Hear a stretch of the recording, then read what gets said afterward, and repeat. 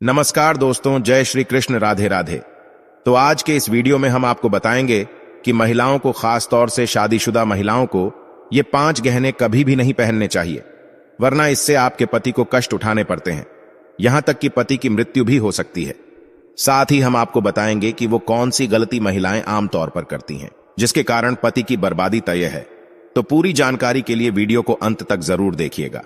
दोस्तों, सच्ची श्रद्धा से कमेंट बॉक्स में जरूर लिखें, हर हर महादेव, राधे राधे। दोस्तों, महिलाओं को गलती से भी ऐसे गहने नहीं पहनने चाहिए। खासकर ये जानकारी सुहागन महिलाएं जरूर देखें। सुहागिन महिलाओं के लिए उनका 16 श्रृंगार बहुत ही महत्वपूर्ण माना जाता है। शादी के बाद महिलाएं अपने पति के सौभाग्य के लिए श्रृंगार करती हैं। तो दोस्तों, चलते हैं और सुनते हैं गुरु जी से कि वो क्या कहते हैं इसके बारे में। दोस्तों, गले में मंगलसूत्र, माथे पर सिंदूर और हाथों में चूड़ियां, ये 3 चीजें तो हर शादीशुदा महिलाओं की खूबसूरती में 4 चांद लगा देती है। पति के नाम पर किया गया ये श्रृंगार बहुत ही दिलचस्प और आकर्षक भी होता है। वहीं ज्योतिष शास्त्र के अनुसार महिलाओं के श्रृंगार की कुछ चीजों का गलत चुनाव उनके पति के लिए दुर्भाग्य का कारण बनती हैं। दरअसल महिलाएं जितने भी गहने पहनती हैं, फिर वो चाहे कानों के कुंडल हो, पैरों की बिछिया, पायल या मंगलसूत्र हो, चूड़ियां हो, आपको ये गलतियां कभी भी नहीं करनी चाहिए। आज के इस वीडियो में हम सभी गहनों के बारे में बात करेंगे। चलिए सबसे पहले बात करते हैं कानों में पहने जाने वाले गहने, जैसे कि इयररिंग्स, टॉप्स, झुमके, कुंडल। दोस्तों, कानों में ऐसे कुंडल पहनने पर आपके ऊपर कष्ट आ सकते हैं, आपके पति पर कोई भारी विपदा आ सकती है। तो चलिए जानते हैं, लेकिन उससे पहले दोस्त, तो आपसे रिक्वेस्ट है कि वीडियो को लाइक करें, अपने दोस्तों के साथ शेयर करें, और अगर आपने अभी तक चैनल को सब्सक्राइब नहीं किया है तो सब्सक्राइब करके बेल आइकॉन जरूर प्रेस करें। दोस्तों, सबसे पहले तो आपको बता दें, कान छेदन संस्कार के नियम हमारे शास्त्र कहते हैं कि ये संस्कार 6 से लेकर 18 महीने तक के बच्चों के हो जाना चाहिए। अगर ऐसा नहीं हो पा रहा है तो अब आपकी आयु किसी विषम संख्या में हो, जैसे 3 साल, 5 साल, 7 साल, 9 साल, 11 साल, इसी तरह से आगे बढ़ती हुई इन्हीं वर्षों में हो जाना चाहिए। ध्यान रखने वाली बात यह है, ये संस्कार अगर लड़कों का हो रहा है तो पहले दाहिने कान का छेदन होना चाहिए, फिर दाहिने कान, और बालिकाओं में ये क्रम उल्टा हो जाता है। उनका पहले बाएं कान का छेदन होना चाहिए, फिर दाहिना। बालिकाओं में एक और चीज होती है, उनकी नाक, उसे भी छेदा जाता है, और वो भी बायां। यहाँ पर सबसे खास बात यह है, शास्त्रों में स्पष्ट बताया गया है कि लड़कियों की नाक के बाएं ओर के हिस्से को छेदना चाहिए, सीधे हाथ की तरफ ना कभी भी नहीं छेड़नी चाहिए, वरना इससे दोष लगता है। दोस्तों, कानों में कुंडल पहनने से महिलाओं तथा बालिकाओं को स्वास्थ्य रोग, सिर दर्द की समस्याओं से छुटकारा मिलता है। ज्यादातर ये देखा गया है कि जिन महिलाओं तथा बालिकाओं के कान में छेद होता है तो वो इन रोगों से बची रहती है। साथ ही साथ इनके सोचने की शक्ति और याददाश्त और बढ़ जाती है। दोस्तों, शास्त्रों के अनुसार कान में ऐसा कुंडल किसी भी महिला को नहीं पहनना चाहिए। लगता है सबसे बड़ा पाप, और लगती है ये घातक बीमारी। आजकल देखा जाता है कि ज्यादातर माताएं बहनें नकली धातुओं से बने आभूषण को धारण करती हैं, जिससे उन्हें तमाम तरह की परेशानियों का सामना करना पड़ता है। आपको सलाह दी जाती है कि इन चीजों से हमेशा बचें और लंबे समय तक इन धातुओं को कभी भी ना पहनें। आप कानों में कुंडल अगर पहनती है तो सोने तथा चांदी के धातु का ही प्रयोग करें। अगर आप कानून में किसी और धातु का प्रयोग करते हैं तो इससे आपके सभी ग्रह बिगड़ सकते हैं, आपके ऊपर दोष लग सकते हैं, यहाँ तक कि आपके पति पर सबसे बुरा असर पड़ता है। किसी और धातु को कान में डालने से कैंसर जैसी घातक बीमारी भी हो सकती है, इसलिए सावधान रहें। दोस्तों, अगर आप कान में सोने या चांदी के कुंडल नहीं डाल सकते हैं क्षमतानुसार या किसी और कारणवश, तो ऐसे में आप अपने कानों में नीम की डंडियां डाल सकते हैं। आपने अपने घर में बड़े बुजुर्गों को, नानी दादी को कहते भी सुना होगा कि कभी भी खाली का नहीं रहने चाहिए। कान में अगर आप कुछ ना डालना चाहे तो नीम की डंडियां जरूर डालकर रखें। दोस्तों, शादीशुदा महिलाएं सावधान रहें, नहीं तो आपके घर में अनर्थ हो जाएगा।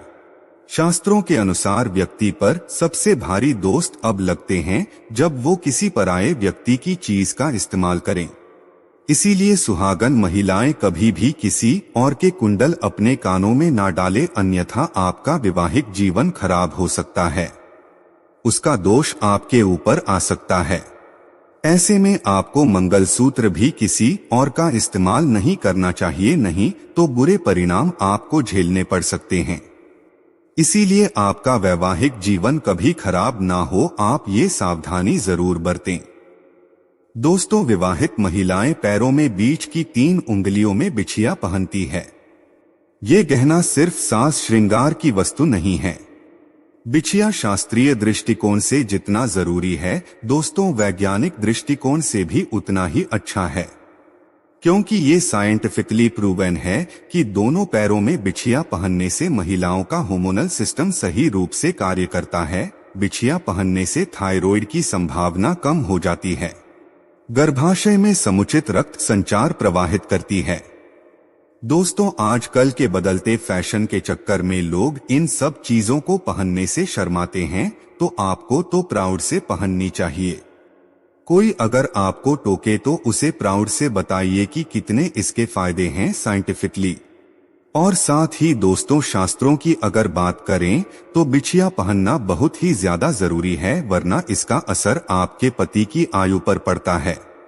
इसलिए ये गलती आप ना करें। चलिए अब आपको बता दे ये कैसी बिछिया आपके लिए अच्छी है और कैसी बिछिया आपको नहीं पहननी है। दोस्तों, सोने के आभूषण तो कभी भी कमर के नीचे नहीं पहनने चाहिए, ये हमने आपको पहले भी बहुत बार बताया हुआ है। साथ ही इस बात का ख्याल आप रखें कि कभी भी आपको ढीली बिछिया जो आपके पैर से निकल रही हो, बार बार ऐसी बिछिया नहीं पहननी चाहिए, क्योंकि माना जाता है कि इससे पति पर कष्ट बढ़ते हैं।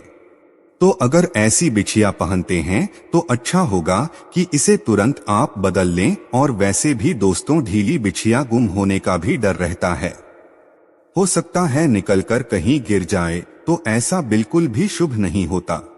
जब अगर आपकी बिछिया गुम हो जाती है तो ऐसे में मां लक्ष्मी नाराज हो जाती है, जिसका सीधा असर आपके घर की आर्थिक स्थिति पर पड़ता है और आपके पति को भी कारोबार में दिक्कतें उठानी पड़ती है। तो इसीलिए आप सावधान रहें, ये गलती ना करें। चलिए अब आपको बता दें कि कैसे बिछिया अच्छी है। तो दोस्तों, पैरों में हमेशा चांदी की बिछिया पहने, और ये बिछिया अगर मछली के आकार की हो तो सबसे असरदार मानी जाती है। मछली का आकार मतलब बीच में गोलाकार और आगे पीछे कुछ नोकदार सी और घुंघरू वाली बिछिया पहनेंगे तो माना जाता है कि इससे मां लक्ष्मी अति प्रसन्न होती है। दोस्तों, आपने देखा होगा घर में बड़े बुजुर्ग भी जो पायल या बिछिया पहनते हैं वो घुंघरू वाली होती है, क्योंकि घुंघरू की आवाज मां लक्ष्मी को आकर्षित करती है। ऐसे घरों में मां लक्ष्मी स्थायी रूप से वास करती है। दोस्तों, गहनों की ही तरह कपड़ों का भी संबंध व्यक्ति की किस्मत से जुड़ा है। जो रोजाना हम कपड़े पहनते हैं उसके भी कुछ नियम हैं। कुछ ऐसी गलतियां हैं जो आमतौर पर घर में महिलाएं कर बैठती है और इससे गरीबी आती है। तो लोग बोलते हैं कि हमने तो सब कुछ ठीक किया था, फिर क्यों हमें दरिद्रता झेलनी पड़ रही है। वैसे भी दोस्तों, ये तो सब जानते हैं कि किसी मनुष्य के व्यक्तित्व में उसके कपड़ों का भी एक अहम किरदार होता है।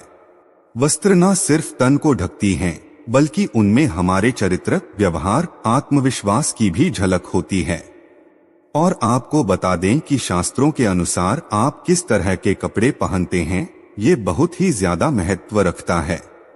कहा भी जाता है कि इंसान की पहचान उसके कपड़ों से होती है। वर्तमान दौर में नए फैशन के चलते बहुत से लोग कटे फटे कपड़े, जीन्स टॉप पहनते हैं। या फिर कभी कभी हम लापरवाही में कपड़े की सिलाई खुल जाने के बाद भी उसे ठीक नहीं करते। यही सबसे बड़ी गलती आमतौर पर महिलाओं द्वारा घर में की जाती है। ज्योतिष शास्त्र के मुताबिक ऐसे कपड़ों को पहनना अशुभ माना जाता है। कटे फटे कपड़े पहनने से शुक्र ग्रह प्रभावित होता है और यह हमारे जीवन में होने वाली शुभ अशुभ घटनाओं के लिए जिम्मेदार हो सकता है। ज्योतिष शास्त्र के अनुसार कटे फटे कपड़े पहनने से शारीरिक क्षमता और ऊर्जा नष्ट होती है। इससे हमारा शरीर अनेक प्रकार की बीमारियों से ग्रस्त हो जाता है। शुक्र के प्रभाव से बचने के लिए आपको कटे फटे कपड़े पहनने से बचना चाहिए। महिलाओं को घर में इस तरह के कपड़ों को तुरंत ठीक कर लेना चाहिए और जो कपड़े अगर ठीक नहीं हो सकते हैं तो घर से बाहर कर दें। परिवार के सदस्यों को इस तरह के कपड़े ना पहने दें। कटे फटे कपड़ों को पहनने से दरिद्रता आती है, इसलिए भूलकर भी ये गलती अपने घर में ना होने दें। इस प्रकार के कपड़ों का इस्तेमाल नहीं करना चाहिए। दोस्तों ध्यान दें, शनिवार के दिन कभी भी नए कपड़े न पहनें। नए कपड़े को केवल बुधवार, बृहस्पतिवार और शुक्रवार के दिन ही पहनना चाहिए। रात्रि के समय नए कपड़ों को बाहर नहीं छोड़ना चाहिए। इनमें नकारात्मक ऊर्जा प्रवेश कर सकती है जो कि कपड़े पहनते समय हमारे ऊपर प्रभाव डालती है।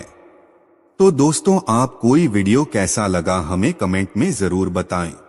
इस वीडियो को लाइक करें, अपने दोस्तों के साथ शेयर करें और हमें सब्सक्राइब करना ना भूलें।